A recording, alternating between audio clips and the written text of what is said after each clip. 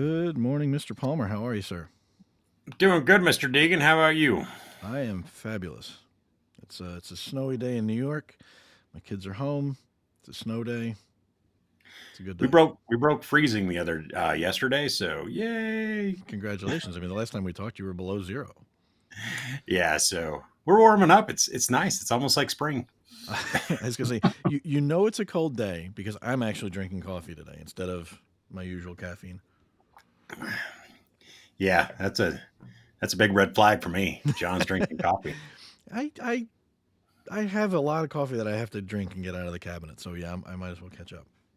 But anyways, so what do we have coming up? We've got a big year ahead of us. I know we're still mid-January now, 2024. 2024 is the year of Wi-Fi 7. Is it not? I know it's your favorite topic. Well, so it is, but also, and if people have been listening to this show for a while, if you listen to all of our episodes last year, there's one topic that's sort of kind of associated with Wi-Fi 7, but it's actually it's still new, but it's not specifically to Wi-Fi 7. But it's a topic that John loves to complain about and loves to it's like his one little like thing. If I want to make John mad, I just have to bring up this subject, I and I so I wouldn't. kind of It's well not it, about it it's literally it it's just been the biggest moving target in Wi-Fi.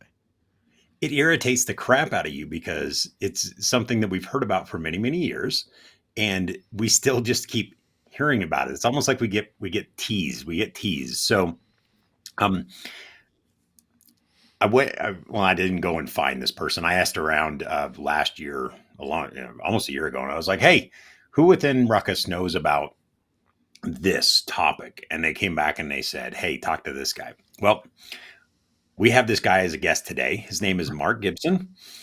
So, Mark, welcome to the show. Um, Thank you, guys. It's a pleasure being here. one of the things that Mark has been working on for I don't even want to claim how long he's been working on this one is AFC. So today, because New Year, we get to dangle the AFC thing of, hey, guess what? It's gonna come. It's gonna come. It's gonna come. We're gonna dangle that again. So Mark, just to give you a little bit of background, um, John's big complaint is he first heard about AFC like 4 years ago, Hmm. or and he's Yeah, like, We've been I'm hearing still it's been waiting coming on for it. a while. Yeah, yeah, it's the old joke of like your kids tell you they're coming and you're like, yeah, so's Christmas.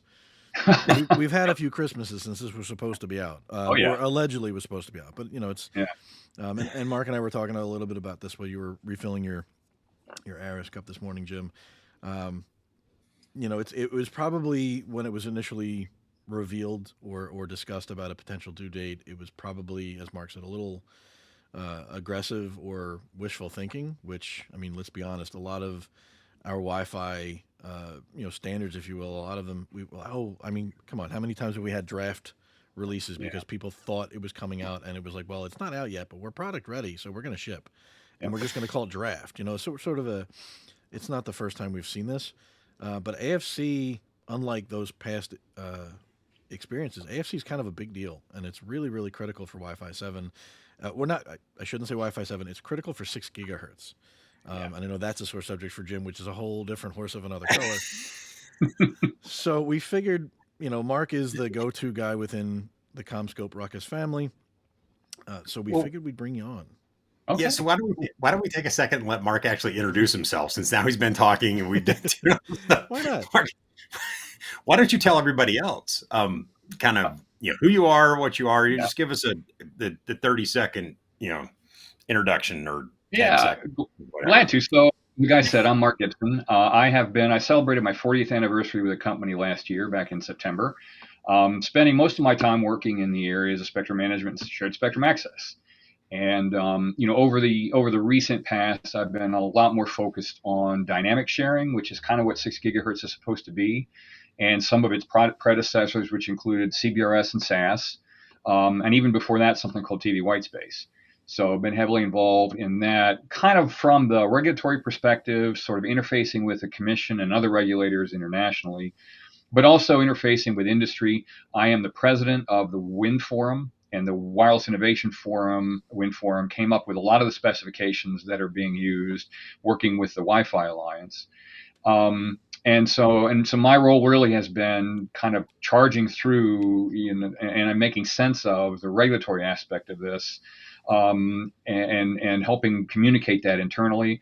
My degree is in electrical engineering. Got that back in the 80s, and just started with the ComSearch division that was acquired back. I forget when that happened by CommScope, and so I came up through that part of the company, which is the spectrum management realm. So that's basically a sort of a thumbnail on my background.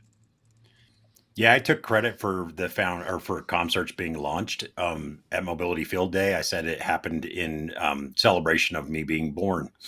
So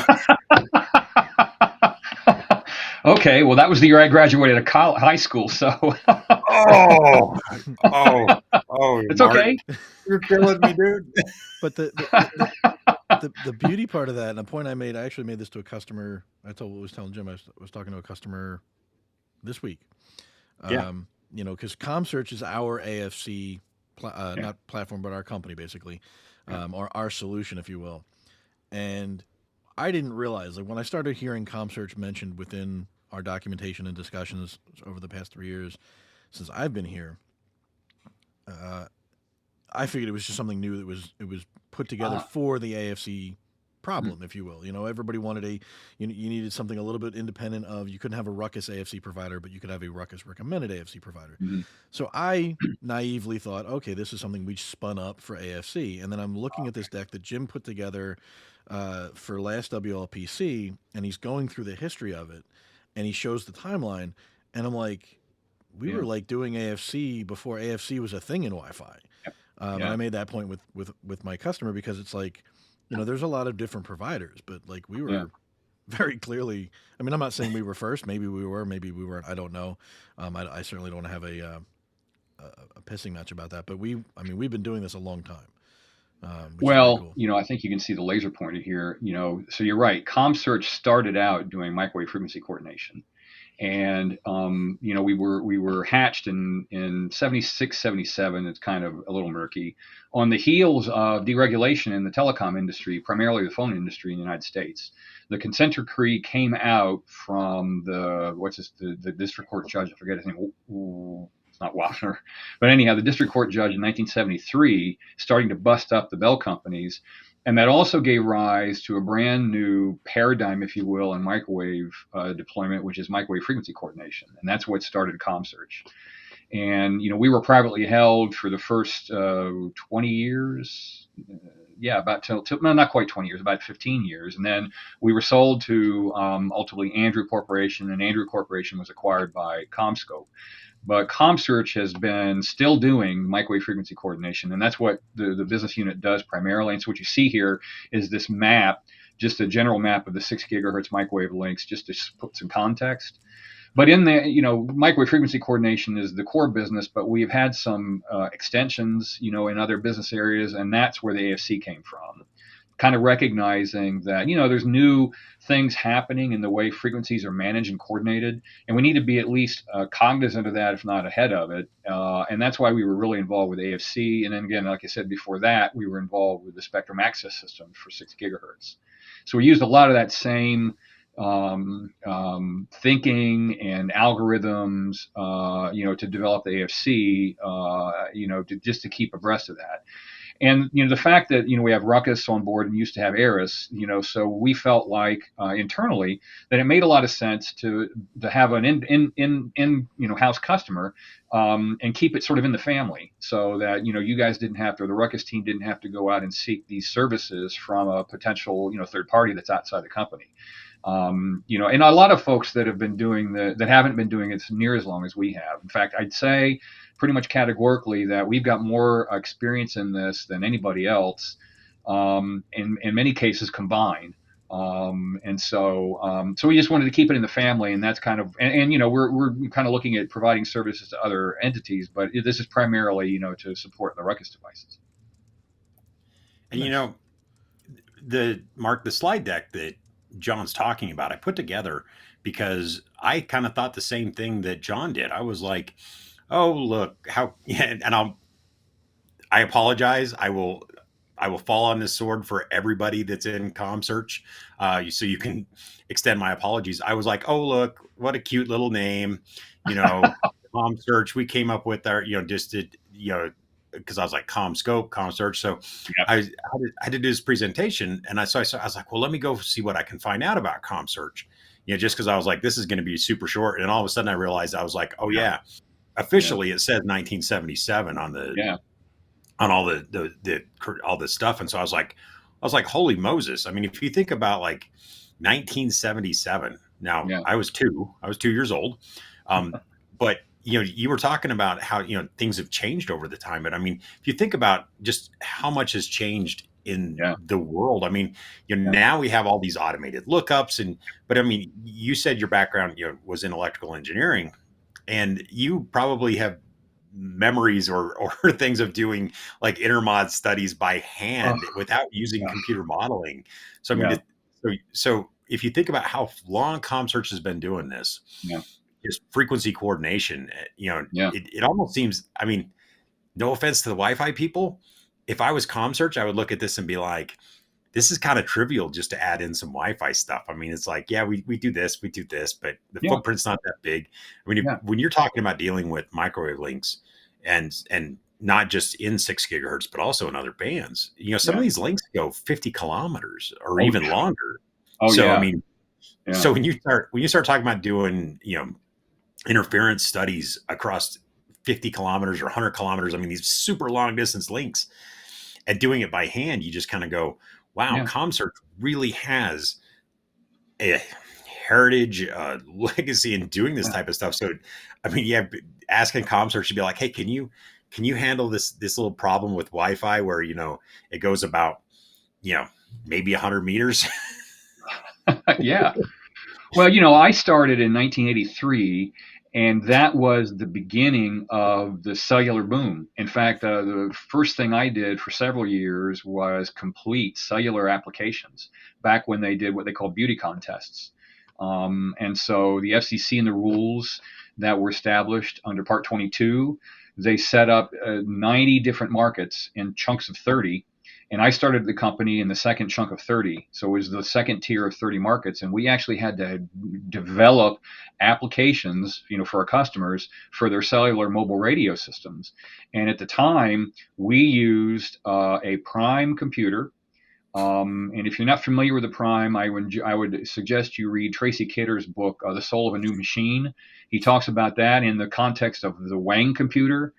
And I was introduced to that to Tracy Kidder, who's written a ton of books like that in the 70s when I was in college. So, so we used a Prime mainframe. We all had dumb terminals. We had to go down and load terrain data using tapes and everything. And now, we all use, computers, desktop computers, and have really sort of state-of-the-art software. And, I'll touch on this, as we get into this. What's interesting is the new rulemaking the commission has put out to address very low power operation is talking about putting the AFC type algorithms on the device. So the device has a degree of autonomy. Right now, it has to be centralized. So, in the 40 years I've been sort of in this business, it's probably been the most active, I'd say, of any time. It's been fascinating. And, and ComSearch has been in the middle of all of the, the sharing aspects. We're dealing with stuff that's not even related to Wi-Fi right now, dealing with sharing with radar systems in the 3 gigahertz band and all kinds of other really interesting things. Before we started, we were talking about radar systems and the radar systems that are in the 5.9 gig band, the DFS radars, which are the terminal Doppler weather radar. A lot of that came out of work that had been done in just general sharing with high-powered radar systems and that weren't even part of this. And we were part of that as well. So it's interesting when I tell people what I do spectrum management. They look at me like I've got 4 heads. And then I tell them, this is probably the most important aspect of mobile phone in your life that you're not aware of. And then they look at me like I've only got 1 head, and then I explain it. So it has been interesting. And, I'm still going to hijack this. You can't see me, but I am just super geeked at all the stuff you've been talking about, because spectrum management and spectrum interference and spectrum, I mean, it sounds like something that should be fairly simple, especially to Wi-Fi people. And I don't think Wi-Fi people really understand or get exactly how complicated and how in depth this stuff is. And to your point, exactly how critical this stuff is. And, so I'm geeking out over here. We could go on for hours, but. Well, you're right. And I mean, just to sort of shout out to Spectrum Management, it is, like I said, we just completed the quadrennial ITU conference, which is called the World Radio Administrative Conference, completed last month, ran from the week of Thanksgiving till December 15th in Dubai. And it's where all of the regulators and others with interest gather, in a central location to hash out the use of the radio frequency spectrum. And so that is so important. It occurs only every 4 years. So we spend 4 years getting ready. And it was interesting. It occurred at the same time. There was an economic summit in Dubai, but it was in another city. I forget where it was. So, and you'd hear all about that and nothing about the work. And so yeah, I find it interesting. It's arcane. You're right. Most people don't understand the importance of the airwaves. There was a former commissioner of the FCC that characterized it pretty well, is that spectrum is the oxygen that radio systems use. And I think that's a pretty good characterization, because without spectrum, you can't use it. And it touches every aspect of our lives, whether we know it or not. Your TV set, the smart part aspect of your TV set uses Wi-Fi. It used to be the TV programming came in over the air. All the stuff that's unlicensed, the microwave ovens, Bluetooth, it's all part of this whole notion of spectrum.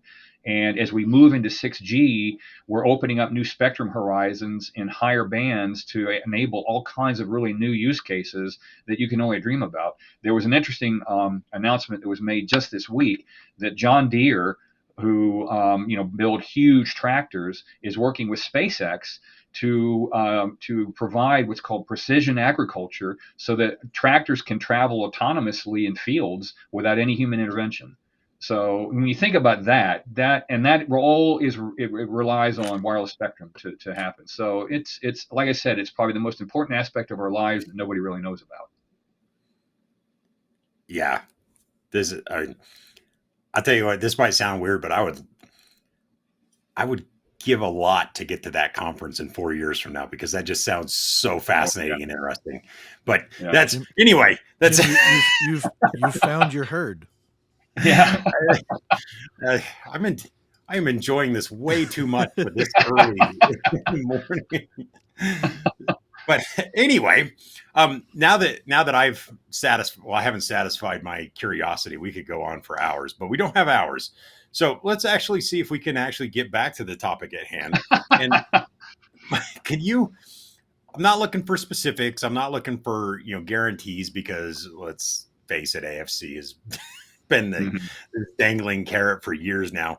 Can you give us a quick update of kind of, where are we with AFC? Are we getting closer, or does it feel like it's always like 2 quarters away? It always, to me, feels like, it's coming in 6 months. And every 6 months it just keeps getting pushed. Are we still in that mode? And I think part of that is my being the one that's trying to communicate this internally by setting expectations, but by not being the messenger that people want to kill. Because the issue you've got with this is the FCC is in the middle of it, and the FCC as a regulator really has to proceed, with caution. They're comfortable that the way they've sort of charted for this is appropriate, and they have to adhere to something called the Administrative Procedures Act, which means that they have to take input from all sides. And so they really have been proceeding with a note of with a process of caution. Lessons learned from CBRS and the SAS. And if you think this is taking long, that took 4 years to accomplish the same thing that we've accomplished in really a year and a half. What happens generally in these things is the FCC issues a rulemaking, and that rulemaking came out in 2018. And there were a lot. And so what happens is that they say, we think we'd like to do this. What do you all think? You all being anybody that has interest in it. And so for 2 years, they entertained comments back and forth from folks that were really all in, like the Wi-Fi providers, OEMs, chip manufacturers, us, people that want to manage the spectrum, us again, and then the people that have issues with it, primarily the incumbents, and then also the wireless carriers, who feel the spectrum should be managed differently, and it should be licensed and auctioned, and there's that. And so the process took so much time because there was a lot of interest. The comments are filed online on what's called a docket, and there's over 2,000 substantive comments that have been filed on this since the beginning. And by the time they issued the rulemaking in 2020, they had about 1,500. So the commission was sort of overwhelmed with all of that, and then they had to parse through and sort that out, because what happens is after the notice of proposed rulemaking, they cogitate on that, they get all the input, they meet with people, and then they issue what's called a report and order. And then the report and order is where the rules are. And so after the rules came out, which sort of said, here's how the AFC is going to work, then they had to go down the road of certifying the AFC, and that has taken another 2 years.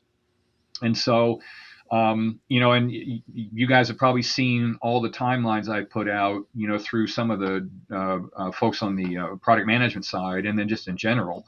And those were based on, sort of looking head down a little bit at where we are, and assuming best case with the FCC being able to get things done, on a more expeditious basis than they did for the other things like CBRS and TV whitespace, with a full docket of information and trying to sort things out. However, things happen. Funding, federal funding happens. I'm in the DC area, and so we live and breathe the government shutdowns and stuff like that.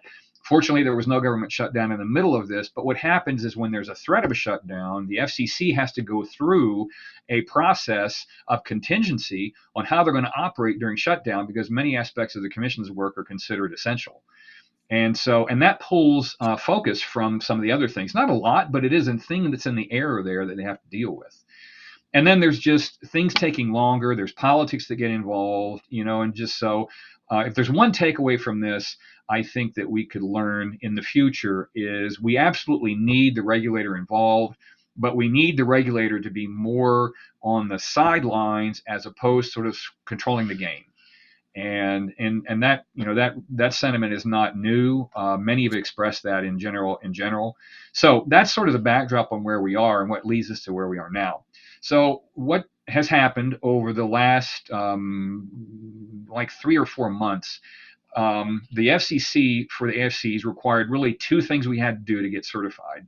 One was the AFC systems had to be submitted for third-party testing pursuant to a test plan that was developed in concert between the WIN Forum, Wireless Innovation Forum, and the Wi-Fi Alliance. And so there was a series of test vectors, which are just simply, if you do this, this is what's supposed to happen. They run the test to make sure that happens, and bingo, we get that done, and a report is generated. So that has to happen. The other thing the FCC wanted to do was to have AFC administrators open up their AFCs to allow the public, and the public is anybody you can think of with an interest, to get in and, according to the commission, verify that the AFC is providing correct results. They didn't say anything about what are correct results. They just said that's what the public trial phase is supposed to be about. And so that had a defined time frame that got extended for an extra 15 days just because of some issues that occurred. And that finalized back in the beginning of December. And so the AFCs then had to submit both the third-party testing and the report for the third-party testing, and then the report on the public trial to the commission. And then the commission is reviewing that, and that's where we are right now by virtue of this first bullet. All testing and public trial phases have completed for 7 of the participating AFC admins, which you see the list there, and we're on that list. And so right now, we're waiting for the commission to issue a certification public notice that says we have reviewed the test reports and the public trial reports from these AFC administrators, and they are blessed to go on and provide commercial service. And we're waiting for that. And I spoke with a fellow at the commission that I know. He's high up in the Office of Engineering Technology last week to get a sense of the timing.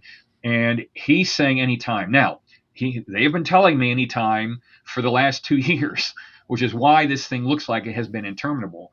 But we're at the point where there's nothing more that needs to happen. All of the hurdles have been crossed. All of the ladder rungs have been climbed. All of the things that AFCs have had to do have been done. So now it's really up to the commission to issue the final certification public notice, and that's where we are for the AFC. Now, it doesn't make any sense to have an AFC and then have no devices. So the other thing the commission is looking at is the certification of standard power devices. And they've never done this before. And so you can look back at TV Whitespace kind of as an example, because it's very similar. And for those that don't know TV Whitespace, it was a framework that allowed unlicensed operation of devices in the spaces where TV systems were not being used. And this goes back to the 2008 up to 2012. And so it was very similar. It was unlicensed devices. Wi-Fi wasn't really interested in this. There was an 802.11, I think it was AY, which is Wi-Fi over white space, which had gotten some marginal uptake. But anyhow, so the commission really had no framework to certify devices that would be operated on the AFC. And the one aspect of this, that's two aspects of this that are really most important, other than the regular conformity that we all are pretty familiar with, are conformance testing, which is ensuring that it doesn't transmit more than the required EIRP or EIRP. It doesn't have the out-of-band emissions beyond the required masks and whatnot. Was the interaction with the AFC and the location determination. One of the aspects of these unlicensed white space devices, standard power devices, is that they have to be able to know where they are. And operating outside, that's really not a problem. Just get GPS and you're pretty much good to go. But operating indoors is challenging. And there's been a whole host of methods that have come up for this. Mostly they came out of the E911 days, the extended 911 or enhanced 911 to do a cell phone geolocation indoors. So when we as a company started looking at this, as well as others, we were trying to figure out how to do this along with everybody else. So the commission really didn't know what to expect, and what they put in the requirements for a device certification was this thing called a persistence inquiry approval, which was requiring 3 filings to describe your geolocation methodology.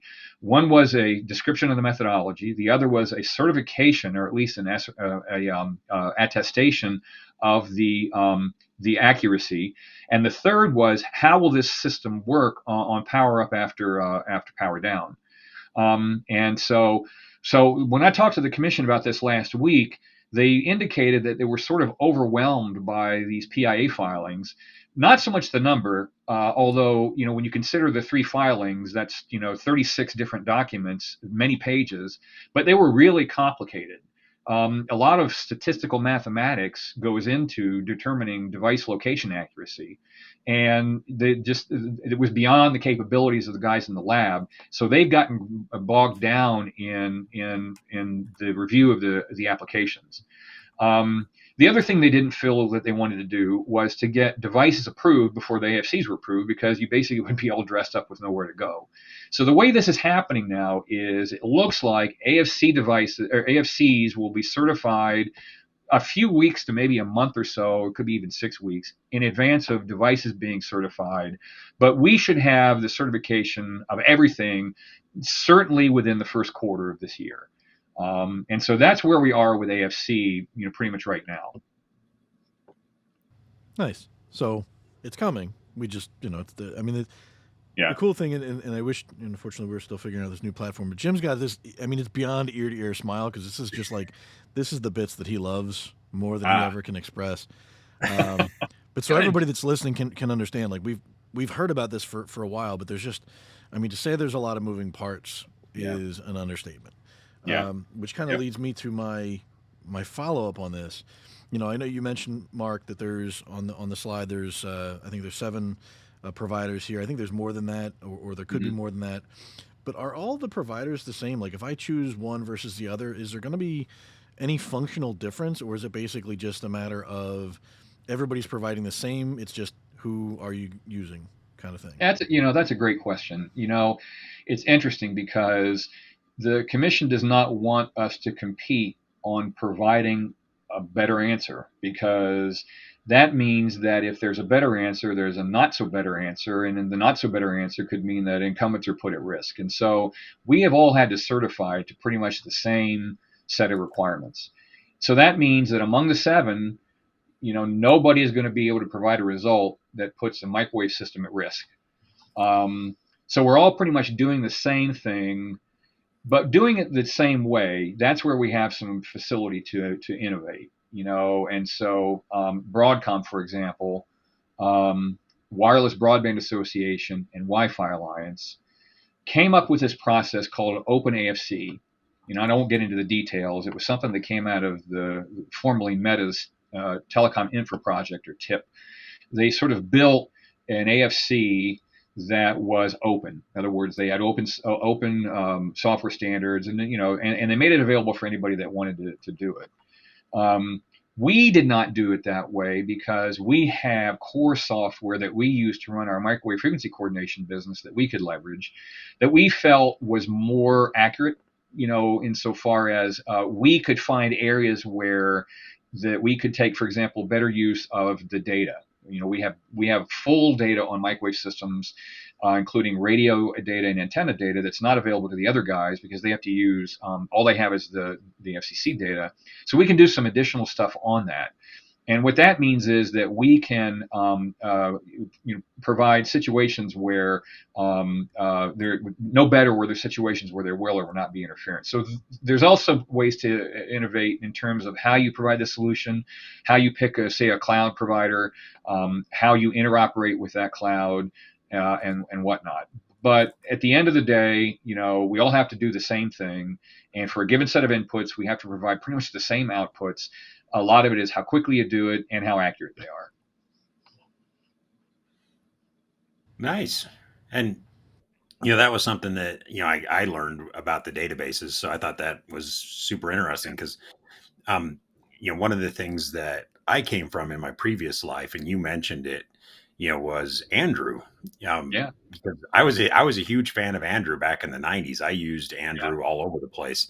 And so it's like, it's just that it goes back to that history and the lineage and everything about just doing wireless. You talked about TV white space and all this, and we got to fix this, John, because this is like one of the best conversations I've had in a very long time. I'm absolutely loving this. Cool. Unfortunately, we're actually running out of time, Mark. I cannot believe that. John and I have been chatting on the side, just going, man, we could go on for hours. This is such amazing stuff. But we kind of do got to wrap this up. But I wanted to ask, is there anything that, if there was something about AFC that you would want, not just people like John and I who work for Ruckus, but like end users and customers, people that are going to be, sort of implementing an AFC solution in their network. Is there, you have any tips or suggestions or anything for these customers about, hey, when you get to this, after it's certified, and when you get to this point where you're going to start deploying an AFC, what are a couple of things that customers need to kind of think about and take into consideration when this opens up, hopefully in the next, quarter or two? Yeah. I'd say I look at that from two perspectives. I would say our Ruckus customers should not have to worry about the AFC. It comes with packaged up, frankly, with it, and to the end user, whomever that may be, whether it's a consumer or an enterprise. The AFC is more or less just like your EMS, your or whatever network management system you have. It's kind of transparent to the end user. You will see it manifest sometimes in things that happen. For example, when the device goes down or you shut it off for some reason, it might not come back up as quickly as it would otherwise. But it's only by a matter of a couple of seconds. And don't be scared of the AFC. The AFC is there to protect you and to protect the operation of these systems in a universe where there's other systems operating. This is what is allowing access to this 1200 or at least 850 megahertz of spectrum. So that's the first takeaway I would suggest is don't worry about the AFC. We're there for you. So that's to the Ruckus customers. To any customers of the ComSearch, I would say, when you look at the AFC providers that are up there, look at two things. One is look at their knowledge of the ecosystem and the awareness that we have of who we're dealing with, both the commission, FCC, the incumbents, and whatnot, and then how we apply that to the development of the end product. We have put a lot of our 50 years almost of expertise into our AFC. And I think that nobody else can say that. Qualcomm, until this happened, had never even thought about dynamic spectrum management, and their business drivers are different than ours. The other thing we bring to it, at least in the domestic realm, is a much better understanding of the data and the ability to leverage that data into the operation of the AFC to fine-tune the results. So those are the two takeaways I'd say are probably the most important for that. Nice. It's gold. Jim and I are talking in the background, not to be rude, but it's just No problem. this is stuff that, honestly, and we're going to pat ourselves on the back because it is our podcast, but this is stuff that we just, the folks in the wireless community, like, I think there's a gap in, and I don't know if it's just because it's been taking so long to come out or whatnot, but there's definitely, a lot of sort of, I feel like we're in limbo. There's a lot of kind of gray area. Maybe it's not getting enough attention. And, knowing that it's going to, well, I shouldn't say knowing it's going to happen in 2024, but knowing it should happen in 2024 based on what we've heard, I think people are going to start getting a lot more serious about it. So I think this is a great sort of primer, if you will. And I will say this, and I certainly don't have to question what Jim is thinking, but Mark, I appreciate it. And you will have an open invitation anytime you want to come back. Jim has some ideas. We'll talk about it offline. But, I'm sure once AFC becomes a thing, we can expect a follow-up scheduled with you, because this is, like Jim said, we could have ran this for hours and made this a few episodes. And there's information here that I guarantee a lot of the Wi-Fi people listening to this may not have even heard. I'm sure that people were chalking up the delays just to typical government taking way too long because the government, instead of realizing that there's so many different approving bodies and processes and everything else going into it, and it really is happening. It's just, it's a lot to happen, and it's a lot of coordination, no pun intended. The one thing I would take away from all of this is something that you said there at the end, Mark, and it kind of wrapped up the past 40 minutes of what we've been talking about, is that, don't be afraid of AFC, because, the AFC, we're there for you. I wrote that down. I'm just like, that is so, and I think once you understand, and now that we have some context and some color behind, why it's taken so long, the 1,500 comments that had come in by 2020, and then the 2,000 comments, and I've read some of those comments, and I will go on record on this podcast of saying that, a lot of times people look at the FCC and say, they're really, they're not there for the Wi-Fi community. But I can tell you, reading some of these comments, that the FCC, I feel, has done a very good job on this of saying, Wi-Fi needs a seat at the table. So, don't be afraid of AFC. This is my takeaway, is because after hearing all the color and context, Mark, that you've been able to provide, it tells me that, once it's finally released and once it's, something that we can deploy at a large scale, now I feel a lot more comfortable, because it's not just, bureaucracy that slowed it down. It's really doing a lot of work to make sure that when it does finally release, it's something that works and we don't have to go back and fix it 7 or 8 times. So that's a great takeaway. Good. Yeah. This has been an amazing time, and so I cannot thank you enough for joining us to Sure. kind of add this color and context and give us the Wi-Fi community a little bit more of a better feeling about AFC in general. So Cool. Good. thank you I'm so happy much. to. You're welcome. Thank you. Great questions.